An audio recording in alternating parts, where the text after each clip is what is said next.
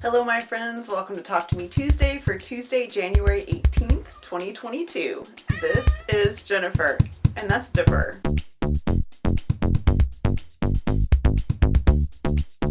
So I guess time for an update. The last time you guys saw me, I was in a hotel in Lubbock. Things weren't going very well. I don't have any news for you there. None of my son's stuff has been recovered. We didn't really expect for it to be. He hasn't had any really updates or anything. So I really appreciate all of the messages and the kindness and all of the just thoughtful comments that you guys shared. I appreciate that very much. I don't want to dwell on that too much. It is just one more thing in a year of stress. Turn your brain to the Wayback Machine, and I think maybe 3 or 4 weeks ago I did my last sewing room update, and my sewing room is done. I really want to share this with you guys because I'm ready to get moving forward, sharing projects. My sewing room's actually been done for a few weeks now. I've had to take time off for different things, and of course last week I recorded not from home, so I'm petting Dipper to keep him from shouting. So anyway, if you wonder what I'm doing on the side here, he's a little too low to have him in frame, but I'll try to get him in just a minute. Anyway, so my design wall is done. I've labeled all my bins, and that's the primary thing I'm going to talk to you about today, but I've also had some really good mail, so let's show that too. So this is my design wall. It is 8 feet by 8 feet. All of the beautiful stuff on it was made by Jeannie Payment. Jeannie gave me all of these orphan blocks, some of them recently and some of them in the distant past. She has very generously said that I can use all the Kingdom Hearts ones to make a quilt for my son. It does actually go all the way to the floor, but you can see I've created a little baffle at the bottom using foam core. And I can fold this up and move it out of the way when I need to use it all the way down. The baffle is specifically so my cats don't claw the bottom, because that was a problem I had on my old design wall. I have also made new labels for all of my bins. So anything that didn't have a label now has a label. So there is a maker on YouTube who I love named Laura Kampf. And if you guys like watching people make stuff, I highly recommend her videos. She's creative and funny and just a really pure spirit, and I enjoy her stuff a lot. Anyway, so I was inspired by her. She has like mad graphic design skills and can just handwrite, hand label, Anyway, so I was very inspired by her labeling system to use gaffer tape to label my plastic bins. So you can see my bins behind me have all been labeled with white gaffer tape, and I just wrote on it with a Sharpie. I didn't go super fancy, it's just my handwriting, but I love it. I would put an entire strip down on my cutting board,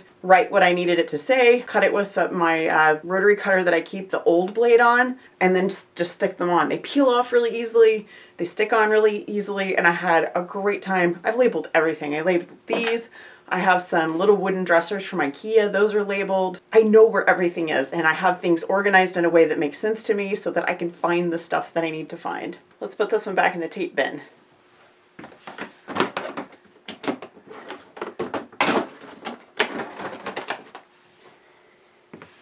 So we're aiming at the design wall now, which is probably going to be where I am sharing from most likely from now on, unless I just don't have anything to show you that goes on the design wall. I did want to show you a couple things before we have a little set change. There are 2 different kinds of patterns on this wall. There are paper piece patterns that have paper on the back, and those are in with pins.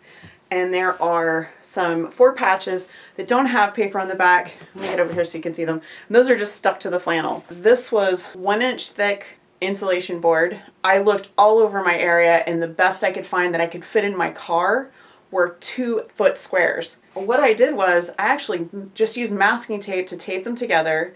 I taped them really well, and then I covered 4-foot sections. So I put two feet together and made 4-foot by 4-foot sections. I used inexpensive white flannel extra long twin sheets, and I used both the top sheets and the fitted sheets. And I had some scrap left over, but it's just fabric, so that'll go aside. That was the least expensive way to get the width of fabric I needed, because I didn't want to have seams in the actual fabric. So this is 4 different panels, and they are on with Velcro. So I can take the Velcro off, and to remove the Velcro from the wall, I just need to heat it and peel it off. They were so easy to assemble, so easy to put up, and I am in love. I wish I had done this years ago. Anyway, so I had a great time building this, but I'm gonna have an even better time using it. Before I put new stuff on the wall, there's one other thing I want to show you about this design wall that I found instructions on how to do from Shiny Happy World, I believe. I'm almost positive it's Shiny Happy World. I'll find the link and put it in the description for you guys. So I actually cut a hole. See, my design wall is above the baseboard there. I actually cut a hole in the foam so that my outlet would not be covered. And this was really easy to do, surprisingly easy to do, with the instructions that I found online. Also, this is all me. These are just foam core and zip ties that I got at the dollar store like years ago.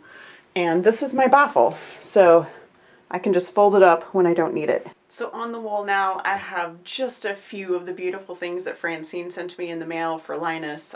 Orphan blocks, quilt tops, just all ready to make into beautiful quilts. And I am going to try to show orphan blocks more now that I have a really nice design wall to share with you guys. Not only did Francine send me everything there, she sent all of this too. There was I think it was a large priority mailbox full of just quilty goodness for Linus. I also got a box from Kat in the mail from Australia, and I don't have anything to show you guys because it was gift type stuff for my family. I've already given my kids almost all of it. Just want you to see this feisty dude. I've almost given my kids almost everything from that. My husband and I kept the chocolate and a couple of small things.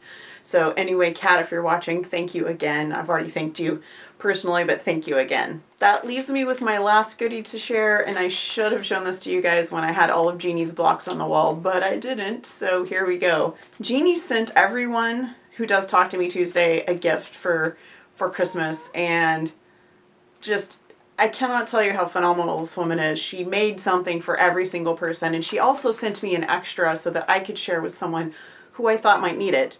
She sent one for Silly Sarah to my address as well, so I have one for her. So if you're watching, Silly Sarah, just don't watch the rest of the video. You're good. So one of the things she sent me, and I think this was an extra, so this was not so much a gift, but was a rainbow scratch pad, which I think she sent me some of these. Someone sent me some of these after I had surgery in 2020, and these are so much fun. They're just, I love to doodle, and this is a really fun way to doodle. She also sent me one of her practice bags that she was making, and I know, Jeannie, that you said you weren't super happy with these, but I think they're great. And if you ever do these again, there's a product, I think it's called Soft and Stable, and it's for inside of like bags and stuff, and I think you would probably love it for this particular bag. But this one, she sent me a couple, and I'm keeping this one for myself. Now to the actual Christmas gift.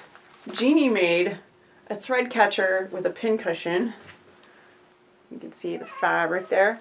For every single Talk to Me Tuesday video maker, and I just think that's phenomenal. It's so kind. It comes with a brand new seam ripper, and it's full of some very serious quilting supplies. Other goodies are in there, and I gotta tell you, this is my favorite part of this. Jeannie showed this on her video, but the liners she made out of a tarp, and they are so good. I mean, this little guy will stand up by himself. So Jeannie, thank you for that. I have not decided where I'm going to put this yet, but I will find a good place for it. In addition to all the other goodies Jeannie sent, she also sent me her leftover Doctor Who squares that she had cut for the Doctor Who quilt she made, I want to say a couple years ago. There's some really good stuff in here. So next week we should be having a fairly normal video. I have been quilting. I've quilted 7 quilts. I quilted 7 quilts yesterday. I needed that. 2 of them were mine. Ignore him, he is a drama queen. 2 of them were my tops, 1 was Susan's tops, and 4 of those tops were tops donated to Linus that I just quilted. So they weren't given to me personally, they were donated to Linus. So I will show you the ones that were other Talk to Me Tuesdayers and mine when I get those bound. But that is definitely something to look forward to in the future. I have a couple of really big projects coming up. They're on pause right now because I'm waiting for a few things, and I will explain that whole thing in another video. That is going to be it for me. You guys have a wonderful week. Have a crafty week. I was going to show you Dipper, but he just jumped off the table. And that's it. I'll see you guys next week. Bye.